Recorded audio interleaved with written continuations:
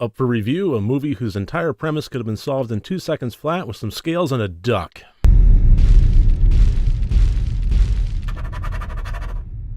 Hello and welcome to Rotted Review of the Day, and today I am taking a look at the 2018 period piece, The Appearance. This was a movie that was set in medieval times, roughly around the time of the plague, in a fairly nondescript European location. And being a period piece, I think that, I'm not going to say it was doomed from the start, but I really have been racking my brain trying to find a movie that was set prior to the 17th century that was horror and actually compelling and scary. And I'm going to keep thinking about it. If you have a suggestion, let me know. But it really seems like there is a significant lack of compelling movies along this line. And what I found with this one is a visually compelling movie that suffered from some pretty serious major flaws mostly in developing characters and all that encompasses writing, directing, acting, the whole bit. But those lack of developed characters really made this not worth watching. But to get into more details, let's get into the categories. As always, 4 different categories, each one worth up to 25 points for a total possible score of 100 points. And the plot, I gave an 8 out of 25. This had to do with the character of Matteo, who is an inquisitor for the church. I'm assuming Protestant. It really doesn't go into a whole lot of details. Suffice it to say, he is sent out to investigate the murder of a monk that was killed in a monastery, and they are holding a girl hostage. They want to burn her as a witch, and one of the monks said, no, we need to have an official church inquisitor come and investigate and determine at that point whether or not she is a witch. So he does, and he obviously goes there, and he gets more than he bargained for. And what this movie needed more than anything else was well-developed, full characters. There were a lot of power dynamics in play with this movie. The abbot of the monastery was absolutely 100% convinced that the girl was a witch and needs to burn. The villagers outside the monastery had been, having bad crops and so forth. They also wanted to burn the girl. And the Inquisitor himself was not coming at things from any sort of investigative, objective viewpoint, and instead saying that she is absolutely not a witch from the get-go, pretty much without ever even seeing her. And so you had this power dynamic in play, and whether or not the Inquisitor should have been coming from it at an objective viewpoint, I think he should have, but regardless, he didn't.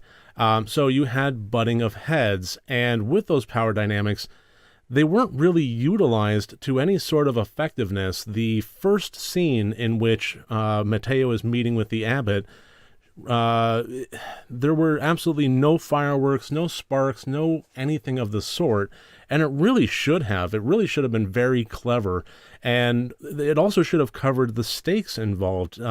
Towards the end of the movie, without giving away what the ending is, the question was asked of, will the church allow the abbey to be kept afloat? Will they allow it to continue being an abbey? I didn't even know throughout the entire course of the movie that was on the table. So the Inquisitor came with the power of the church and never really established what that power was. So he's butting heads with the abbot that wants to burn the girl. And I have no idea who has what power over whom. To what degree does one have the ability to override the decisions of the other? And if, the Inquisitor has the power to shut down the abbey, how coyly does he play that? Really, it was all very stilted and ham-fisted and superficial. They were really dealing with dialogue that had nothing under the surface, and there was just long pauses of really bland material, bland dialogue, and bland characters, and that was really the biggest sin of the movie. And because of that, I never really engaged with it. Horror, especially, really needs an audience engagement. It needs that connection to happen for the scares to occur. The audience needs to be emotionally or psychologically invested, usually through the eyes of the protagonist, not always, but in some manner with the story. And as soon as they don't have anything to latch onto, be it the idea, the story, or the protagonist, they just check out. And then when the scares are happening on the screen, it's okay, well, that happened. And that's pretty much what I got out of this one. So I really couldn't give, I mean, even though the idea was interesting, I couldn't give the plot any more than 8 out of 25. Writing an idea, that's easy. Fleshing it out for an entire movie, that's more difficult.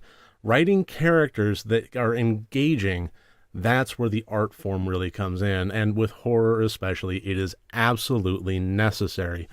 The Intent, I gave a 5 out of 25. For obvious reasons, this wasn't very scary. It had some good creepy visuals occasionally, but otherwise just really not that scary.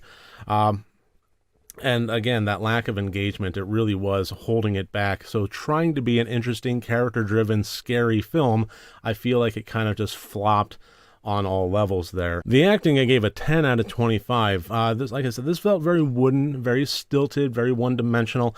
And to be perfectly honest, I really feel like this was less a sin of it was not a testament of the acting prowess of the people involved, and felt like more a lack of direction. Just nobody was really given the material or the direction to work with their characters and make them into something more. The girl that was on, well, not trial, but even so being accused, just kept doing this one thing, and this had to have been a directing thing, or an element of direction. It should have been stopped at any rate, where she would be asked a question, how did you get here? What is your, the whole movie was asking a bunch of questions to her, and she would rarely answer, and usually her response, without verbally answering anything, I can just hear the direction going on in my head from behind the scenes here. Okay, head down, eyes up, and smile. Mm-hmm. It really, by the 10th or 12th time, it's like, hey, Matthias, come over here. Ask her a question. Ask her what her favorite sandwich is. She's going to do the smile thing. That's really just how it felt, and it was old and silly by the time the movie just continued on. So again, there should have been more to it. I mean, with the power plays in effect, and with whether or not she is a witch, and whether or not if she is a witch, she's trying to conceal that, there really should have been so much more under the surface, and that's where we never got to. Everything was superficially dealt with. And the acting, I think, was reflective of that. The technical, I gave a 21 out of 25. This is actually where the movie shines. It's visually very impressive. The set design was great. The lighting was great. How they played with the light and the shadows was really fantastic. And when I mentioned earlier that there were some creepy moments, usually led because of the playing with the light and the darkness there. But that really doesn't make up for the other sins of the film. You can have something that is technically amazing, but if it falls down in the other categories, if you don't have good characters to draw yourself into, it's not going to amount to a whole lot. And that's ultimately where we landed with a total score of 44 out of 100 points. I would not recommend this movie. At nearly 2 hours long, the time investment is just going to yield very little return, and it's a darn shame. But that's about it for my review of The Appearance, 2018. Again, if you think of a period film, something made 17th century or prior, that is a good, scary horror movie, I would like to hear it, because I can't for the life of me think of any, and it could just be that my brain is fogging on it. So please leave comments below if you agree with me, disagree with me, or have suggestions in those lines.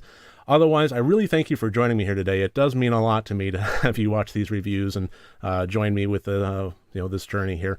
Beyond that, remember, next time you want to watch a horror movie, first make sure that it's good and rotted.